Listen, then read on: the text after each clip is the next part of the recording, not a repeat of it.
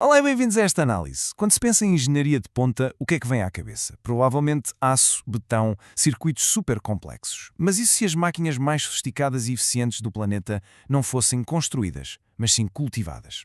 É isso mesmo. Hoje vamos mergulhar num mundo invisível que tem o poder de resolver alguns dos nossos maiores desafios ambientais. E para começar, vamos diretos ao assunto com uma pergunta. Quais são, na verdade, as máquinas mais eficientes que existem na Terra? Não, a resposta não está nos motores dos aviões a jato, nem nos supercomputadores mais potentes. A resposta é bem. Surpreendente. As máquinas mais eficientes de todas são microscópicas. São os micro-organismos. Pois é, bem-vindos ao incrível mundo da biotecnologia ambiental. As máquinas mais pequenas da natureza.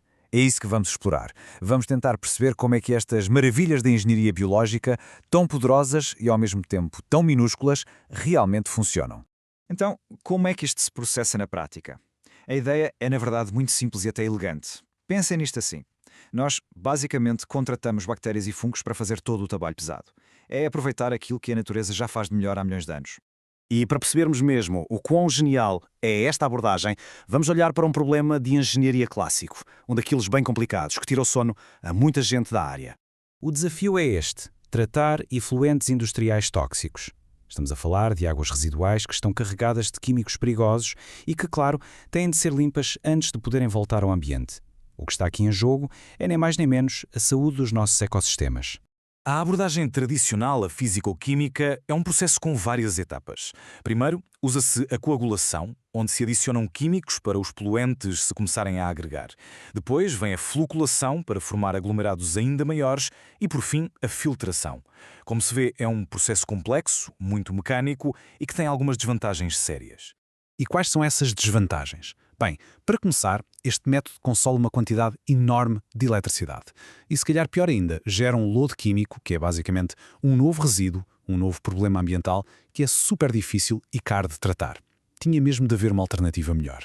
E felizmente há. É aqui que entra a solução biológica. É neste ponto que os nossos pequenos trabalhadores microscópicos entram em cena e nos oferecem uma alternativa muito mais elegante e eficiente. Mas antes de continuarmos, o que é exatamente isto da biotecnologia ambiental? Bem, de forma simples, é a aplicação de processos biológicos para resolver problemas de poluição, para tratar resíduos e, imaginem, até para gerar energia limpa. No fundo, é usar a própria vida para curar o planeta. A ideia central por trás disto tudo é brilhante, tão simples que é.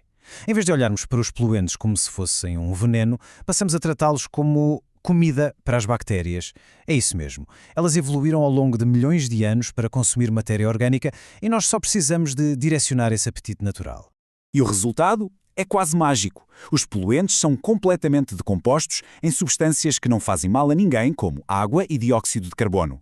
E melhor ainda, em alguns sistemas, o processo consegue até transformar esses resíduos em biogás, que é um combustível que podemos aproveitar. Ou seja, transformamos um problema gigante num recurso valioso. E se pusermos as duas abordagens lado a lado, a diferença é gritante. O tratamento clássico gasta imensa energia e cria aquele lodo químico problemático. Já o tratamento biotecnológico tem um consumo de energia muito baixo e os seus restos são água, dióxido de carbono e biogás. A escolha parece bastante óbvia, não parece? A ciência do apetite. Ok, mas a questão que se põe é como é que se transforma um processo natural em algo que se pode controlar ao nível da engenharia de precisão? A resposta está na ciência que estuda este apetite microbiano. E esta é a fórmula que rege tudo, a equação de Monod. Eu sei, pode parecer um bocadinho intimidante à primeira vista, mas vamos com calma. Pensem nela como se fosse um manual de instruções, que nos diz exatamente a que velocidade as bactérias vão comer. É a chave para transformar um processo da natureza num processo de engenharia que podemos controlar. Vamos então esmiuçar isto.